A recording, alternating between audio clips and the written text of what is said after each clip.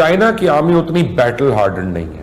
अच्छा, इंडिया की आर्मी जो है कि बैटल हार्डन्ड है, पिछले 10-15 साल से वॉर ऑन टेरर लड़ रही है, अपने बॉर्डर्स पे खड़ी है। ये वो Chinese have actually not one a war. तो जिस तरीके से चाइनीज फोर्सेस का डिसिपेशन है, तो वो जो क्वांटिटेटिव एज भी जो चाइनीज को मिलती है वो भी नहीं मेरे को दिखती।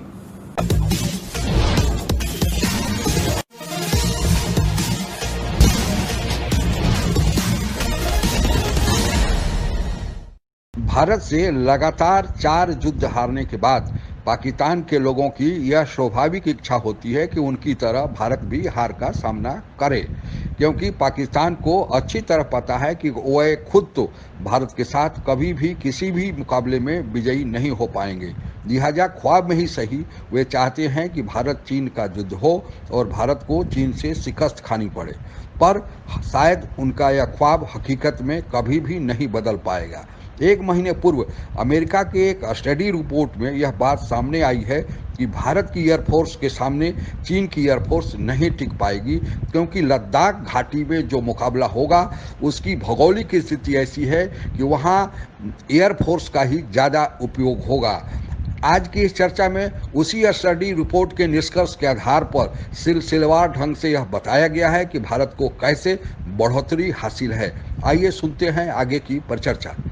रणवीर सिंह साहब, मुझे सवाल ये करना था, एक बिल्कुल न्यूट्रल मैं आपसे एक्सपेक्ट कर रहा हूं, आप मुझे एक ऑनेस्ट आंसर करेंगे। जैसे चाइना की आर्मी उतनी बैटल हार्डन्ड नहीं है।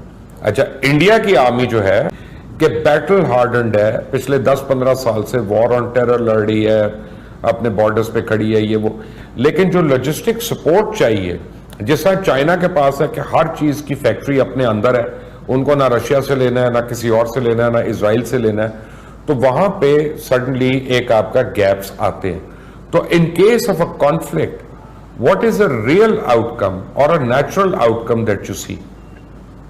देखिए, सबसे बिल्कुल सही बात है कि चाइना की जो डिफेंस सप्लाईज है वो सेल्फ सफिशिएंट है, सेल्फ रिलायंट है, और हिंदुस्तान में वो अभी सलाहियत नहीं है। लेकिन हिंदुस्तान जब से आजाद हुआ है तब से इसी प्रकार से, इसी तरीके से उसने अपनी फौजें रखी हैं, और चाहे वो 62 की जंग हो, 65 की हो, 71 की हो, कारगिल की हो, या जो अभी हम प्रॉक्सी वॉर लड़ रहे हैं कश्मीर में या लाइन ऑफ कंट्रोल पर। तो हमारी जो सप्लाई चेन है वो बहुत ही सिक्योर्ड है, और आज तक कभी ऐसा नहीं हुआ कि हमारी सप्लाई चेन का कभी डिस्ट्रप्शन हुआ हो। हाँ, उसका एक बहुत बड़ा डिसएडवांटेज ये जरूर है कि हमारे पैसे बहुत खर्च हो जाते हैं उस चीज को मेंटेन करने के लिए। तो जहां तक अगर कॉन्फ्लिक्ट होता है तो उसका आउटकम क्या होगा, बड़ा इंटरेस्टिंग आपने एक सवाल किया है। तो मैं आपको as a defence journalist of Indian Defence Review, जहां पे हमें बहुत सारे इक्विपमेंट के बारे में हम लोग रिसर्च करते हैं, लिखते हैं और एनालाइज करते हैं, तो क्योंकि चाइना ने कोई भी जंग नहीं लड़ी और अभी रिसेंटली, और एक ही जंग में वो कामयाब हुए हैं, वो भी हिंदुस्तान के खिलाफ 1962 में। 1967 में एक मिनी वॉर हुआ था इंडिया और चाइना के बीच में, जिसमें चाइना का बहुत बुरा हाल हुआ था। उनके करीब 800 के करीब सोल्जर्स मारे गए थे। उसके बाद चाहे वो उनके रशिया के साथ में टकराव हो 67-68 का, शायद वो भी वाकया है, या वियतनाम के साथ में लड़ाई हो, Chinese have actually not one a war. जहां तक उनके इक्विपमेंट का सवाल है, इक्विपमेंट में जैसे मैं मिसाल के तौर पे आपको मैं एक एग्जांपल देता हूं, जो उनका एक बहुत ही केपेबल एयरक्राफ्ट उनके हिसाब से JF-20 है, जिसको वो स्टेल्थ मल्टी रोल फाइटर बोलते हैं। तो उसकी स्टेल्थ का आलम ये है कि उसमें कई बारी इनके जहाज जो हैं ये तिब्बत में परवाज बढ़ते हैं, तो वो इंडियन रडार्स में पकड़े गए हैं, और जो उसका जो इंजन है वो रशियन है, अंडर पावर्ड है। तो यानी कि जो उसकी जो कैपेबिलिटी की बात, थोड़ी मैं टेक्निकल बात कर रहा हूँ, जो उसकी कैपेबिलिटी जो वो बता रहे हैं, और उस कैपेबिलिटी को अचीव करने के लिए जो थर्स्ट टू पावर रेशो है वो काफी कमजोर है। तो मेरा जो कहने का आपको मैं जो बात बताने जा रहा हूँ, वो जो मैं कहना चाह रहा हूँ वो ये है कि उनके पास में क्वालिटेटिव एज नहीं है, उनके पास में क्वांटिटेटिव एज बिल्कुल बहुत ज्यादा है। और जब आप टरेन की बात करें, ये टरेन ज्योग्राफी का बहुत इंटरेस्टिंग पहलू है कि चाइनीज जितने भी एयरक्राफ्ट हैं उनको टिबेटियन प्लेटो से टेक ऑफ करना पड़ेगा। और टिबेटियन प्लेटो से टेक ऑफ करने का मतलब है कि 12 से 14,000 की ऊंचाई से अगर आप टेक ऑफ करेंगे तो एयरक्राफ्ट का ऑल ऑफ वेट जो होता है विद आर्मामेंट वो बहुत कम हो जाता है। मिसाल के तौर पर अगर एक MI-17 हेलीकॉप्टर जो कि पाकिस्तान में भी है, इंडिया में भी है, अगर वो लेह से परवाज भरता है सर्दियों के मौसम में तो वो 28 ट्रुप्स लेके जा सकता है, fully armed and fully equipped. अगर वही एयरक्राफ्ट गर्मियों में टेक ऑफ करता है बिकॉज ऑफ रेरिफाइड एटमॉस्फेयर तो वो 2 ट्रुप से ज्यादा लेके नहीं जा सकता। तो ये एक ड्रॉप इन परफॉर्मेंस रहता है।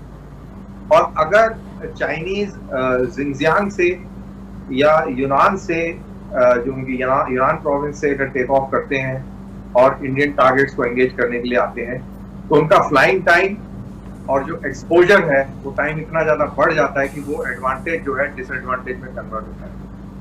तो what I am trying to basically say is कि इतना चाइनीज का इतना ज्यादा वो नहीं है, और जो उनकी जो फोर्स डिस्ट्रीब्यूशन है जिस तरीके से अमेरिका और जापान और ताइवान उधर लामबंद है, जिस तरीके से वियतनाम अलर्ट पे है और आसियान कंट्रीज जो है इंडिया की तरफ देख रहे हैं बिकॉज इंडिया की तरफ से उनको सिक्योरिटी मिलती है साउथ चाइना सी में।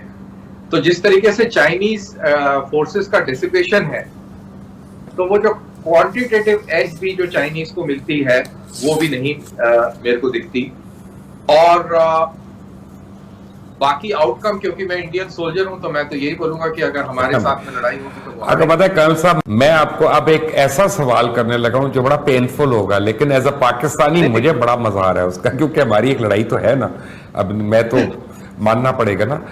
तो वो ये है कर्नल साहब कि आप लोग लड़े प्लीज, चाइना और आप लड़े अच्छी तरह, और वो जो पुलवामा से आपकी हाईवे जा रही है ना सियाचिन की तरफ लॉजिस्टिक सप्लाई लेके, वो ऑक्यूपाइड रहेगी। अगली गर्मियों में हम बड़े आराम से सियाचिन में जाके बैठ जाएंगे, आप और चाइना लड़ ले। आपको पता है ना इसके फॉल आउट कितने होंगे ऑन अ सीरियस नोट? हाँ, ऑन अ सीरियस नोट इसका फॉल आउट बहुत ही सीवियर होगा। और इस फॉल आउट के लिए इंडिया और पूरी दुनिया तैयार है। आप ये समझ के चलिए कि इन case of a war with China it will not be restricted to Ladakh. It will have a spillover on Pakistan, a very serious spillover on Pakistan, because Pakistan को अपने ऑल वेदर फ्रेंड को बचाने के लिए pressure डालना पड़ेगा, और उस प्रेशर के चलते रशियन प्रेशर भी है, यूएस प्रेशर भी है, और यूएस प्रेशर से ज्यादा जो आपका मिडिल ईस्ट का जो प्रेशर है और फ्रेंच जो प्रेशर है जिसको लोग जनरली नजरअंदाज कर देते हैं, ये बहुत स्ट्रॉन्ग पड़ने वाला है और ये किसी के फायदे में नहीं होगा। Ultimately it will be lost to no war is of any benefit to anyone sir, no war, no military conflict. जिसने जंगें देखी होती है ना उसी को पता होता है कि जंग कितनी खौफनाक चीज है और अवॉइड होनी चाहिए। टुडे सर मुझे सिर्फ ये बताइएगा कि गलवान वैली में अब क्या हो रहा है? इतनी इंडिया भी बीफ अप कर रहा है अपनी फोर्सेस को, अपने ट्रूप्स को, चाइना भी बीफ अप कर रहा है, तो ये कहां जाके रुकेगा मामला? देखिए, अभी पूरे ईस्टर्न लद्दाख पे दोनों तरफ की फोर्सेस जो हैं वो तैनात हैं और बिल्डअप है दोनों तरफ से। और गलवान में ही नहीं, बाकी आपका इंडियन नेवी भी काफी अलर्ट है और उसका भी focus Indian ocean, south China sea और उस तरफ पे है। और इंडिया की जो अलायंस है ऑस्ट्रेलिया, जापान और अमेरिका, इनके साथ भी काफी एक्सरसाइजेज हो चुकी हैं, कोऑर्डिनेशन है। तो इस प्रकार से जो दुनिया की जो मेजर ताकतें हैं वो सब अलाइंड हैं। और इसमें मैं फ्रांस का नाम लेना भूल गया। फ्रांस एक बहुत अहम रोल अदा कर रहा है इंडियन ओशन में। फ्रांस की नेवी की प्रेजेंस भी काफ़ी स्ट्रांग है। और साथ ही ये सब के चलते, क्योंकि हिंदुस्तान की बहुत अच्छी दोस्ती रशिया के साथ रही है, तो रशिया ने भी जो anti missile defence system S-400 की जो रोक भेजनी थी वो भी रोकी हुई है।